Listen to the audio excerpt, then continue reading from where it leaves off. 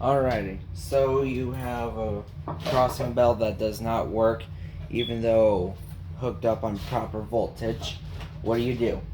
Alright, well, first things first, this video is going to be a little bit longer just because I'm going to go into more detail and in depth of some points I want to go over. So, first of all, you want to make sure that it's connected right way. So, you have the schematics and you got your positive and negative right here connected perfectly. And this is my source right here, a 9-volt battery. And I'll connect it, showing you it's connected but not working.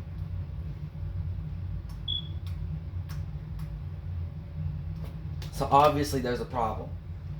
Alright, well, I want to point out a couple things before I get to the actual tutorial. So, there's many kinds of different crossing bells out there. You got your two basic categories. Oh, three categories actually.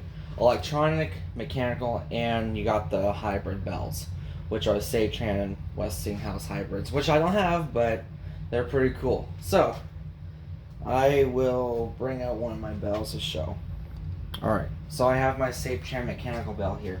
And right off the bat, anyone can definitely see that the internals are a lot different. So, the Save-Tran, the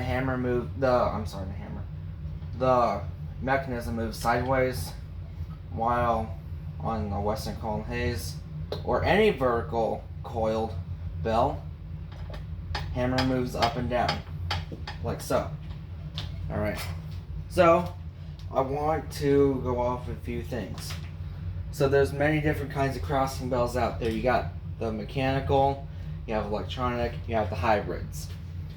And from there, you have many, many different companies. You know, you got Bryant Zink, Western Column Hayes, Western Railroad Supply, RS, Hall Signal Co. It just goes on forever. I can literally make a list. It is crazy. So, what do you need? Flathead screwdriver with a non-conductible handle. Okay, so I am focused on this general area right here. You have the contacts and you have a lever. So on the lever you'll notice it has a flathead screwdriver right there. I loosened that just a little bit, but loosen it to where you can move it freely, but have it be stationary wherever you leave it. So it's not like wiggling all around. Prevent the confusion. So there's two ways you can fix the lever. Manually or by the screwdriver. Manually, you definitely make sure your voltage or your power source is cut off so you don't end up shocking yourself. But I'm going to do it by screwdriver. Alright, connect my voltage. So, one of the things that you got to do first is make sure that the contacts are resting above, not below, above this little lip right here on the side of the plunger. And right here you got your lever. You're going to make sure that there's actually juice coming through. And one really good way to do that is your screwdriver. These little metal studs right on top of the coils, those are magnetic fields. And to make sure that there's magnetics going through, it sticks to your screwdriver. So, you want to make sure when the voltage is hooked up, the magnetic fields are giving off, sticking to your screwdriver. There you got juice going through. Now another thing is I saw sparks coming off my battery, so you know there's juice going through. So, this little contact right here, you can easily adjust just by lifting this little lever up. Easy, gentle, constant pressure. You can see the hammer starts moving.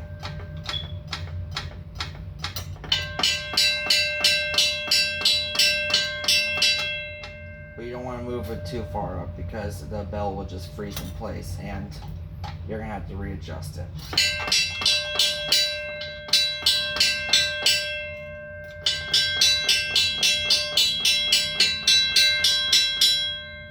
So that's pretty much how you fix a vertical coil crossing bell. The now another issue might be number 2. The magnetic fields are not giving off even when hooked up to voltage. Third issue might be is it's not wired right. Number 4 might be lubrication, where because these bells are sitting on top of the mast for decades, and they're rarely maintained. So, and issue number 5 could be this capacitor right here, because the capacitor is basically a core with very tiny metal, tiny copper wires wrapped around it to give resistance. The more resistance, the less resistance. But if you have that many volts cycling through this capacitor for how long they've been operating, especially if they're on a class 1 or even class 2 main line, yeah, they'll need to be checked regularly. So hope that helps how to fix the crossing bell.